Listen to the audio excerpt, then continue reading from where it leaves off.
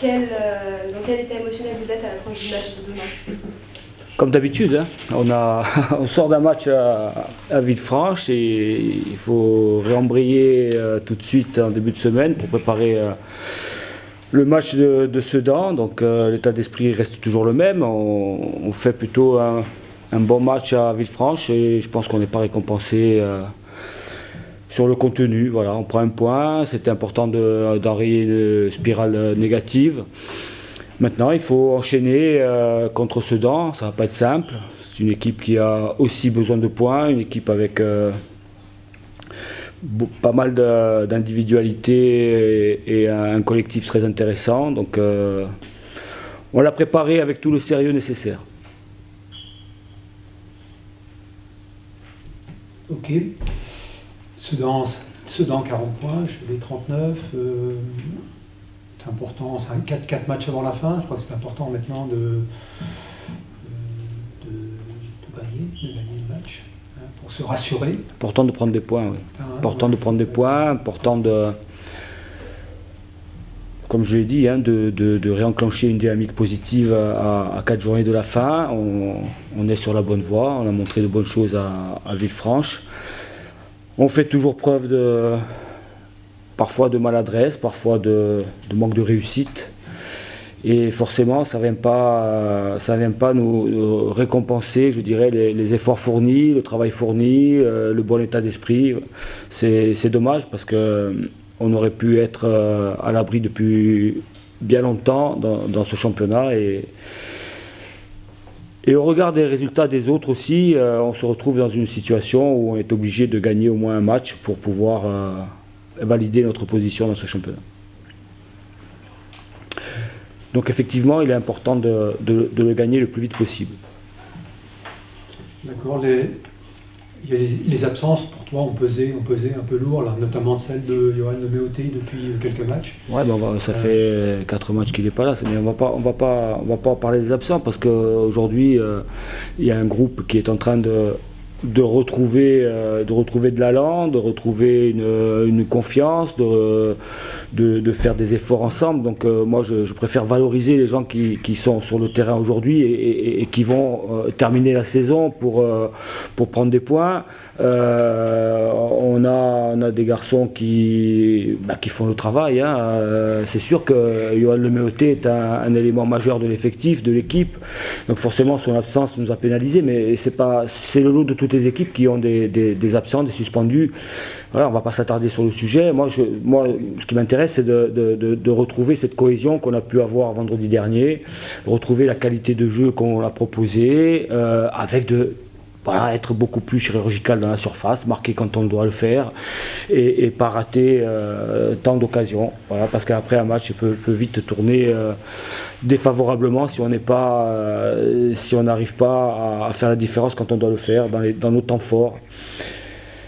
Donc c'est des absences, il y aura encore des absences jusqu'à la fin, hein, c'est comme ça, mais voilà, on va pas trop en dire à ce sujet, on va plutôt se concentrer sur le match et sur l'équipe qui va commencer demain. Donc au niveau des absences, tu restes assez discret pour... Non, je ne vais pas rester discret. Johan Leméoté ne jouera pas. On va récupérer Frédéric Kinjaï qui était suspendu, qui ne l'est plus. C'est à peu près tout dans l'effectif. Donc ouais. Adama également.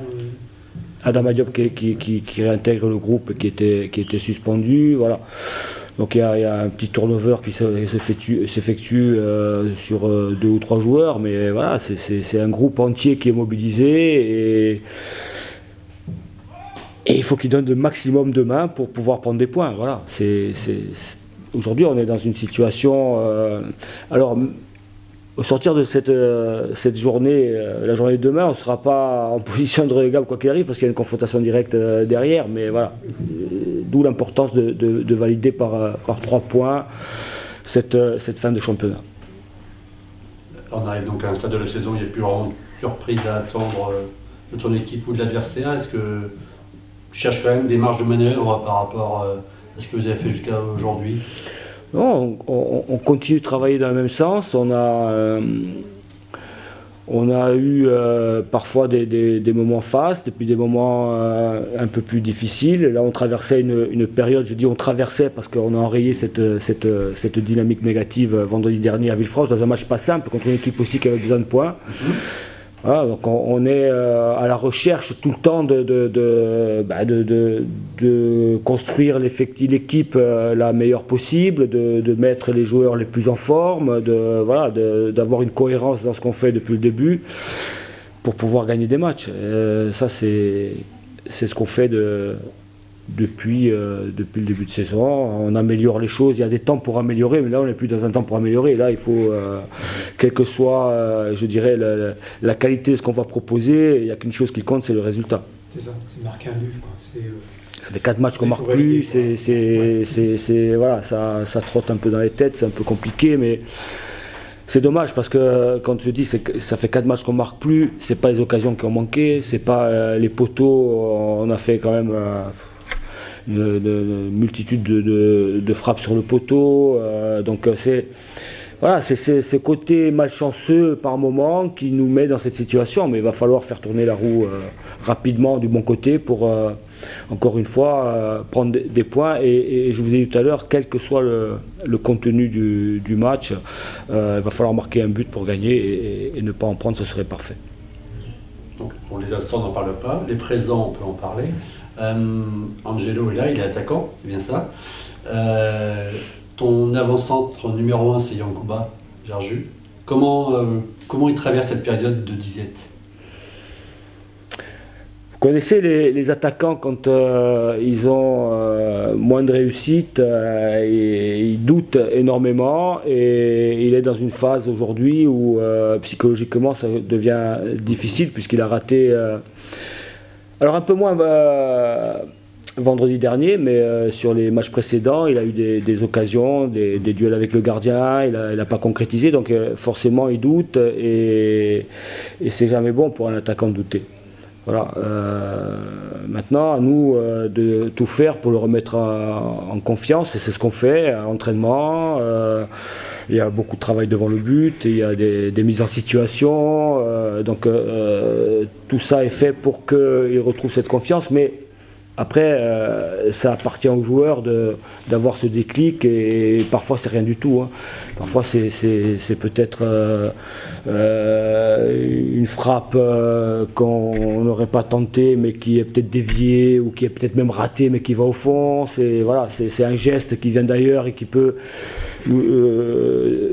débrider la situation, mais c'est surtout mental. Aujourd'hui, Yankuba a un problème mental, c'est qu'il ne marque pas, donc il est dans la réflexion à chaque fois et il tergiverse lorsqu'il arrive devant le but, et ça c'est pas bon pour l'équipe, c'est pas bon pour lui. Forcément, il faut qu'il sorte rapidement de cette situation. Donc Angelo, par rapport donc, au rôle de l'attaquant, toi tu es plus amené, alors je fais pas moi qui fais la compo, hein, c'est Stéphane, tu es plus amené à entrer en jeu en temps normal. Tu t'es imaginé déjà, tu l'as déjà visualisé, marquer ton but au Stade Omnisports qui ferait gagner 1-0 demain J'ai eu l'opportunité d'imaginer, oui, parce que la semaine dernière j'ai mis une barre sur le poteau, j'ai mis une barre à la 90e plus 4, donc oui je me suis vu marquer, mais on va essayer de marquer demain, de toute façon c'est le plus important. Tu t'es vu marquer, tu l'avais imaginé déjà? C'est quelque chose que tu as déjà visualisé? Alors je sais pas, peut-être dans tes rêves, même dans l'entraînement, de te dire tiens, cette action, ça sera la dernière action du match, il ne pourra jamais être au fond. Non, comment tu le travailles ça? Non, je préfère pas y penser. Je me focalise sur mon match et on verra bien. Toi, dans quelle position tu te sens le plus à l'aise pour marquer? Sur une frappe. Hein. Frappe, oui.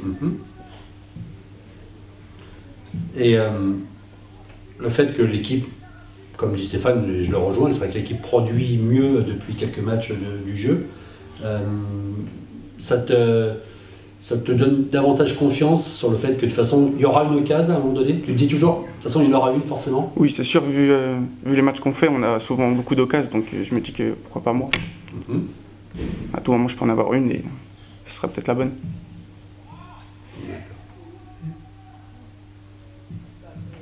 Angelo, tu es issu de formation du SO Cholet. Hein, j'ai vu que tu viens de signer avec l'équipe première, c'était notifié de cette façon-là sur le site. C'est quoi pour toi cette signature? Ça représente quoi? C'est une fierté de s'être signé dans ma ville, vu que je suis né ici, donc c'est mon club formateur, donc c'est une fierté pour moi. D'accord, tu t'y attendais à ça? Je savais que si je travaillais, j'allais avoir le mérite de signer, donc j'ai tout donné et oui, je m'attendais. Tu t'y attendais? Oui. D'accord. Et aujourd'hui, la différence entre la R1 et la nationale, tu vis ça comment? On vient de te faire confiance, on te fait confiance, Stéphane te fait confiance. Et puis, voilà quoi, tu vis ça de quelle manière? Pour l'instant, je me donne à fond dans les deux équipes et je verrai bien. Après, que je descende ou que je sois en haut, pour moi c'est la même. Quel est l'objectif la saison prochaine pour Angelo Bossé, c'est quoi? C'est jouer en haut, ça c'est sûr. Mais après, il faut que je prouve pour jouer en haut aussi. Okay. C'est bien. Justement, Stéphane, l'atout un peu jeunesse, c'est des atouts qui doivent être intéressants dans cette période un petit peu où on peut avoir, enfin, les gens qui sont dans le milieu disent, pensent déjà à la suite, qu'est-ce que je ferai l'année d'après, et ainsi de suite. Angelo a signé son contrat, voilà, c'est propre, c'est net. Il y a une espèce de fraîcheur qui t'intéresse. Tu t'es dit, c'est le bon moment pour... Bien sûr, quand on a du talent, et Angelo, ça fait un moment qu'on travaille ensemble, puisque quand j'étais là la première année, il faisait déjà partie du groupe d'entraînement, il venait souvent avec nous. Et moi, j'ai vu évoluer sur ces 3 années. C'est-à-dire que l'année dernière, je n'ai pas vu du tout, mais quand je suis revenu cette année, j'ai vu un Angelo différent, avec une prise de conscience dans le travail. Ça n'a pas été toujours le cas au départ. Une prise de conscience qui se caractérise aussi par ses qualités de footballeur, par une progression dans ses qualités, une progression au poste dans lequel il joue. Je le vois régulièrement évoluer avec je l'ai vu régulièrement évoluer avec la R1 et c'est quelqu'un de très important dans cette équipe-là. C'est un élément majeur, il marque des buts, il fait marquer. Donc il a changé de statut et il a évolué en tant qu'homme et en tant que joueur. Donc maintenant, c'est à lui de jouer. C'est lui qui a l'opportunité, il a eu l'opportunité de signer un contrat. Donc ce contrat-là doit l'amener à jouer en équipe première. C'est une évidence. Parce que si on fait signer un jeune au club, c'est pas pour lui faire plaisir, c'est parce qu'il a des qualités.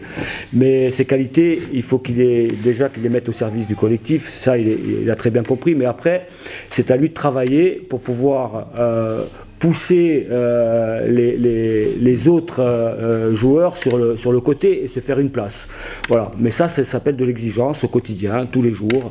Il y a une hygiène de vie à avoir, il y a un travail sur le terrain à effectuer pendant les entraînements tout le temps, être dans le sérieux, la discipline, la rigueur pour pouvoir évoluer. Après, il est évident que dans la situation où on est aujourd'hui, cette fraîcheur fait du bien. Cette insouciance fait du bien parce que, au contraire de Yankuba Gerju, il est pas impacté mentalement et psychologiquement. Il a cette insouciance. Vendredi, il frappe sur la barre, mais c'est un manque de réussite flagrant. Le ballon redescend sur la ligne. Il va chercher cette tête. C'est pas une occasion facile.